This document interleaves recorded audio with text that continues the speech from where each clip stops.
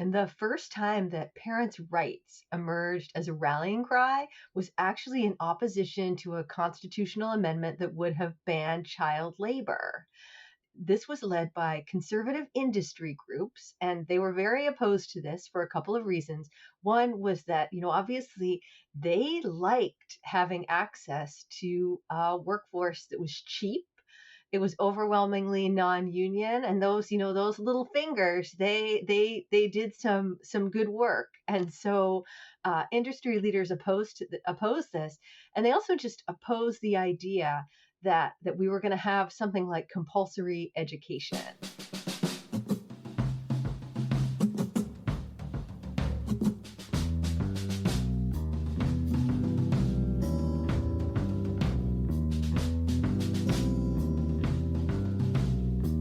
The Signal is a podcast by the Bucks County Beacon. I'm your host and the Beacon's editor-in-chief, Cyril McGlego.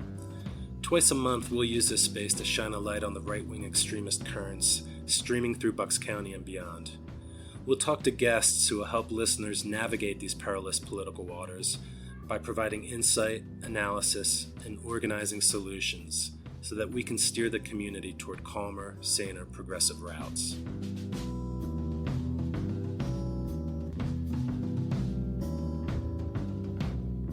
Jennifer Berkshire writes about the intersection of education and politics for The Nation, The New Republic, The New York Times, and other publications. She is the creator and co-host of the education policy podcast, Have You Heard? And the co-author of A Wolf at the Schoolhouse Door, The Dismantling of Public Education and the Future of School. Jennifer teaches in the journalism program at Boston College and in the education studies program at Yale University. Her next book, The Education Wars, A Citizen's Guide and Defense Manual, will be out in 2024. Today, we speak to her about the right's long war in public education and how to fight back and win. Hi, Jennifer. Welcome to The Signal. Thank you so much for having me. To start us off, what is the role of public education in our democracy? Well, that's a nice big question to start with. I think what's really interesting and what your listeners might not know is that our understanding of what role public education is for, what our schools are for, has really changed over time. And so way back in the early days, people are always invoking the founders. Well, the founders were actually really worried that if we were going to survive as a self-governing democracy, people were going to have to learn the skills and the tools necessary to do that, right? So they had a very clear sense. That's why we had schools, to raise up people who were capable of governing themselves. But then, you fast forward and we're also, a rapidly industrializing country. And, there are all these big factories and workplaces that need workers. And it's also a time that we are getting an enormous number of immigrants, particularly from Southern Europe. And so our understanding of what schools did changed again. And this time it was going to be to still producing citizens, but a lot of focus on producing workers. And that, workers would producing workers for particular industries and Americanizing people as well. So things motor along. You start to see the rise of what we now understand as kind of tracking, that, some people are going to go to school to basically be prepared to be blue collar workers. And then there are other people who are going to be trained to be elites, and they're going to learn things like Greek and Latin. So then, time speeds along and people are getting more and more education, right? That now you're expected, where the goal is to get everybody through high school. This is a huge change from, say, the, 1930s or the 1940s, when high school is still an elite thing.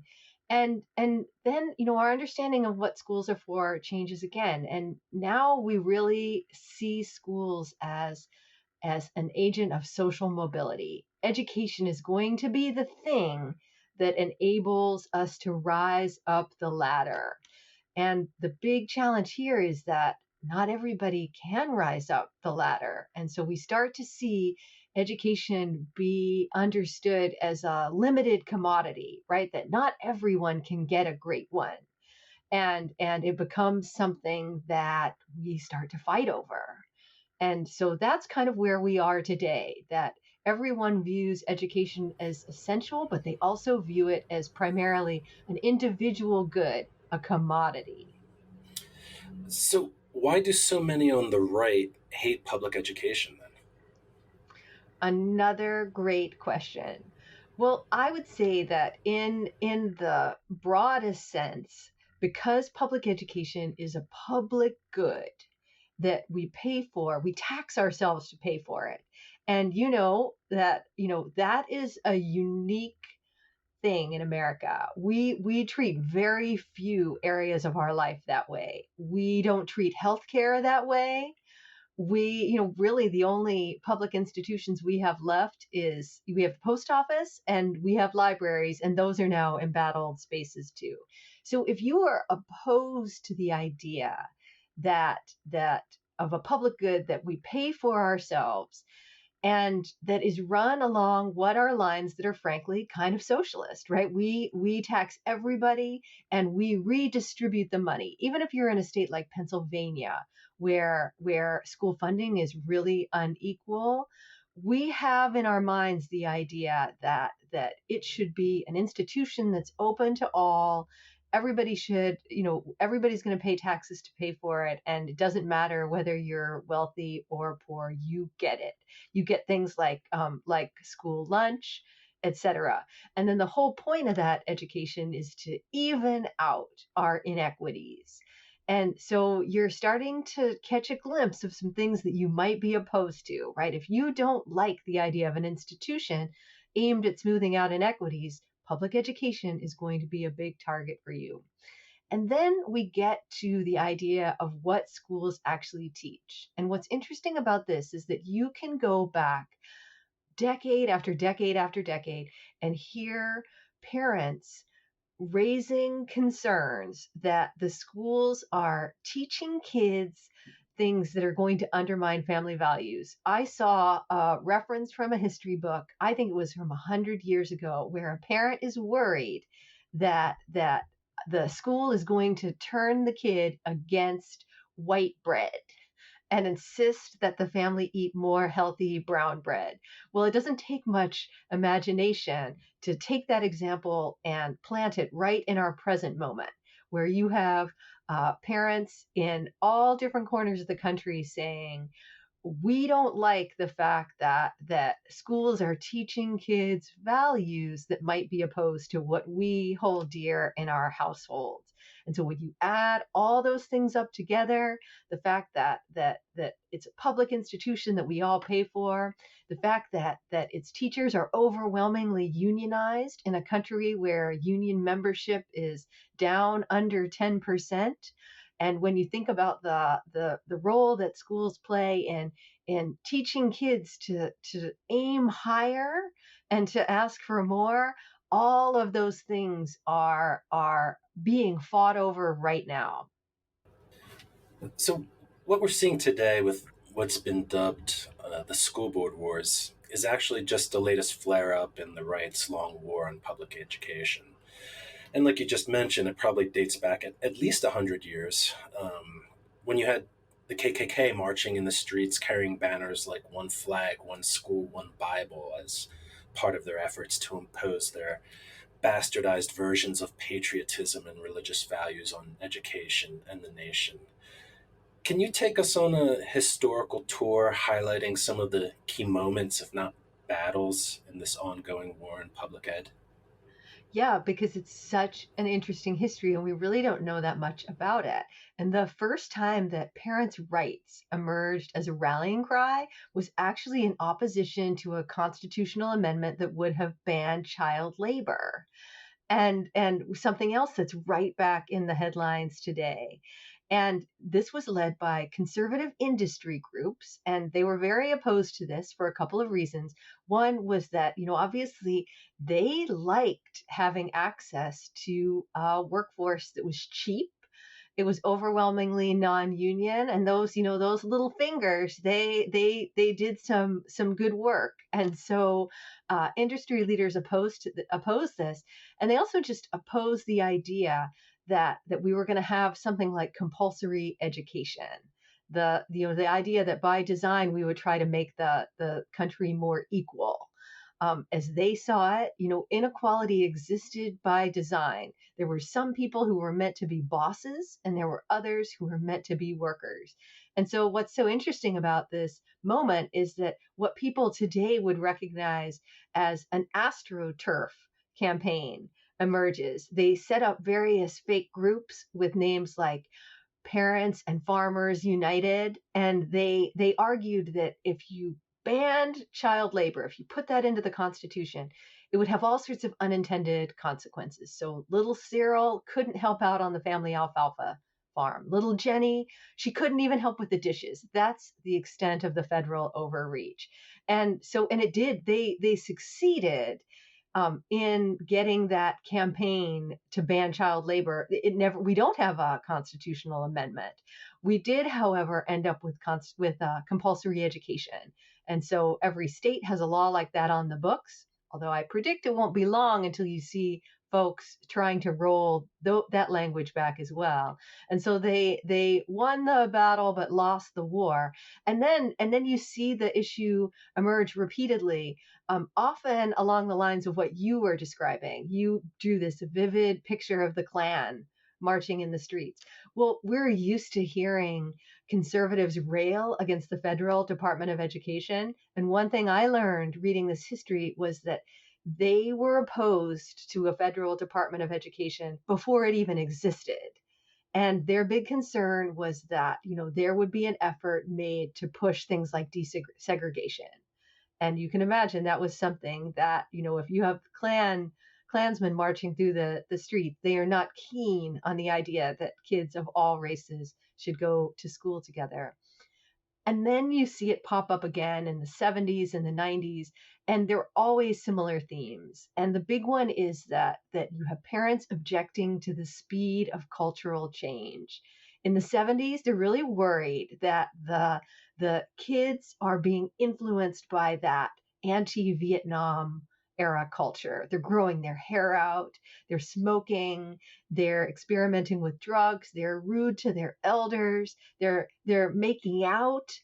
And you hear parents saying, like, where are they learning this? It's not from me. It must be from the schools. Let's take the schools back. Same thing in the 90s. This time it's about the growing push for gay and lesbian rights. You hear parents saying, this is all happening too fast. Slow it down, slow it down. And then we fast forward to the present day, and we hear parents saying essentially the same thing once again, whether it's things like gender identity or that enormous wave of protest that swept the country in the wake of George Floyd's murder. You heard conservative parents saying, I don't understand where kids are learning this stuff because they're not learning it from me. We need to take our schools back. And so that, hopefully in as pithy way as I was capable of, that gives you a sense of just how old this is and why it keeps coming back. That was great. Thanks. Republicans are hitching their electoral wagon to this latest iteration of the crusade against public ed. It recently held a hearing featuring Nicole Neely, president of Parents Defending Education, as well as Tiffany Justice, co-founder of Moms for Liberty, about so-called parents' rights and the imagined persecution of right-wing parents. The GOP-controlled House then a few days later passed a parental Bill of Rights, which tangibly didn't do much of anything except serve as a bugle call for right-wing parents to assemble for battle in their school districts. Can you unpack what this benign-sounding slogan, parental rights, actually means to them and how Republicans have weaponized it? Yeah, I think it's one of those things that in the abstract can sound really appealing. Like, who would be against the idea of parents being more involved in their kids' education? And this has been the rallying cry since Glenn Youngkin's surprise victory in the Virginia governor's race.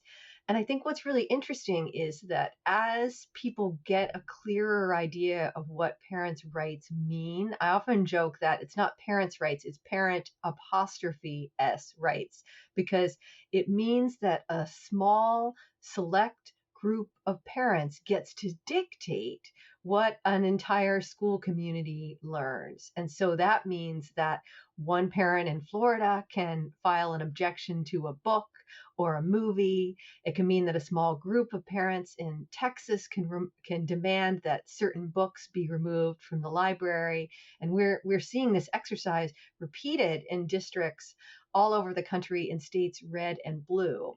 And as people get an understanding that that's actually what we're talking about, that we're talking about small groups of parents or individual parents limiting what an entire school can learn, that's where you see support for the cause really start to drop. And I think that's what makes it so interesting that Republicans, not only are they missing the lesson that was learned as recently as the midterms, but they're barreling down a path that seems guaranteed to make them less popular. And I saw an interesting memo about this. It was from the Republican National Committee, kind of warning candidates and state level parties back in 2021, saying, you need to be careful about this parents' rights discourse.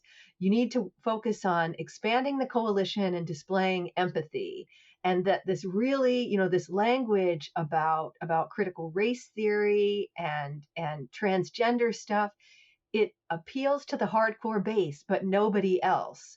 And you think about how much more extreme their language has gotten since 2021, that for all the potential power of this message as they see it, I think we can look to poll after poll and seeing its appeal dropping. So culture war issues, like we've talked about, are front and center at school board meetings with groups like just Tiffany Justice's Moms for Liberty, which is their cell here in Bucks County, is very active.